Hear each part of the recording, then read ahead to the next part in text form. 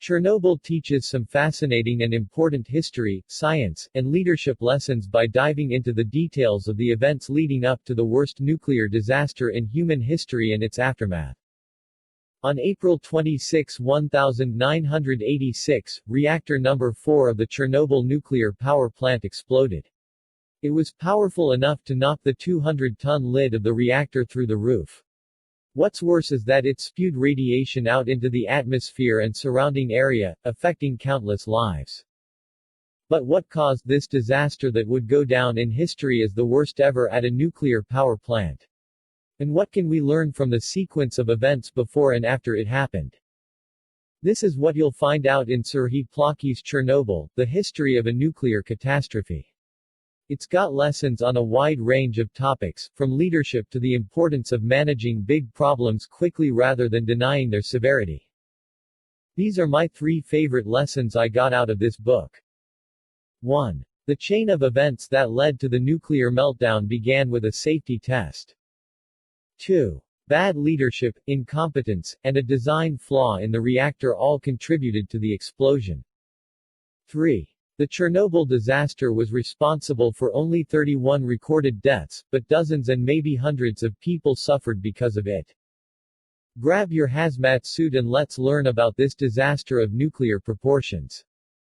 Lesson 1. A safety test was at the beginning of the events that led to the meltdown. Nuclear power plants have a lot of potential to generate significant amounts of clean energy. They do this by making nuclear fission happen. This is easiest with chemicals like uranium, which are put into rods. Engineers control the process with water and control rods that slow down the reactivity of the elements inside the core. When these rods are inside the reactor, the process slows down. By removing them, however, nuclear fission is free to carry on and the plant generates more energy. But these facilities aren't without their dangers. In some cases, like a bombing, the reactor can lose power and catastrophic failures are not far behind. This is one reason it was important for personnel at the Chernobyl power plant to conduct a safety test. Their aim was to see how the plant would do if it lost power for a short amount of time. They had backup generators, but the 45 seconds these took to restore power was dangerously long. The aim was to find out if the reactor could safely power itself while the backup power system started up.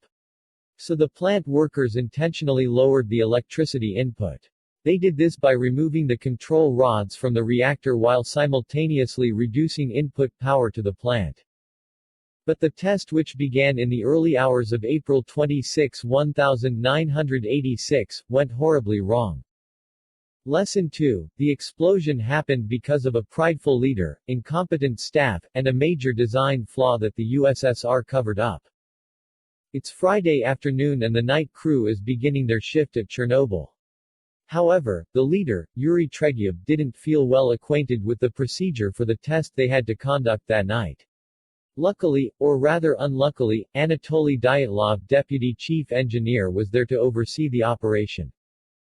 By 10 p.m. the team had the go-ahead to begin, and by 11 Dyatlov had arrived. Although Treguev asked for help, Dyatlov dismissed his questions. This arrogant leader pushed the team to keep working regardless of their uncertainties because he didn't know about the fatal design flaw in the reactor. They began the test anyway, reducing power in the reactor. Dyatlov continued to scold the crew for not working fast enough despite their questions. When the machine struggled to maintain power on its own, Dyatlov only pushed them to keep going. Eventually, only 9 control rods remained in the core. Even though power was low, the enormous amount of nuclear reactions boiled all water in the reactor into steam. The rapid increase in temperature spiked the power and Leonid Totunov pressed the emergency shutdown button, sending all control rods back in. But the RBMK reactor, which wasn't legal anywhere else in the world because of its risky setup, had a critical flaw. The ends of the control rods had graphite on them, which increased reactivity instead of slowing it down. When the control rods went into the already dangerous core, it sent the power even higher. Two explosions tore through the reactor core and sent radioactive material everywhere. Lesson 3. The official response to the disaster was slow, which led to many people dying early from the eventual effects of radiation. The fire department was the first to arrive on the scene. Little fires were everywhere, but they had to focus on the roof of the building first.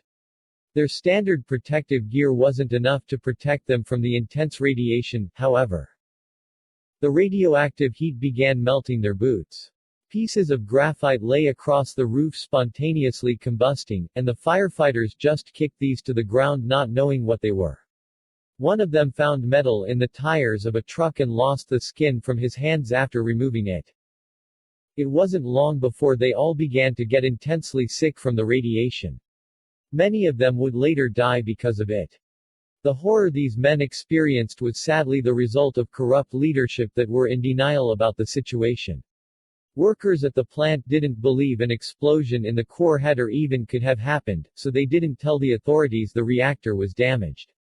Those in the control room thought the only damage was in the turbine hall. Even higher authorities were in denial. The director of the plant itself, for example, only sent a memo to leaders in Kiev only saying that the reactor hall was damaged. He told them that the radiation levels were 1000 micro-Roentgen even though he knew this was the maximum their instruments could measure. He completely ignored one worker that had better equipment that told him of the 55,000 micro-Roentgen on his device. This meant that the response was slow. Not only did many of the initial responders lose their lives, but countless others did too. The fires spewed tons of radioactive material into the atmosphere, and we can only guess at how many people would later get cancer because of this disaster. Chernobyl Review. What a chilling story, and one that everyone should know about. Chernobyl is interesting, heart-wrenching, and frustrating all at the same time.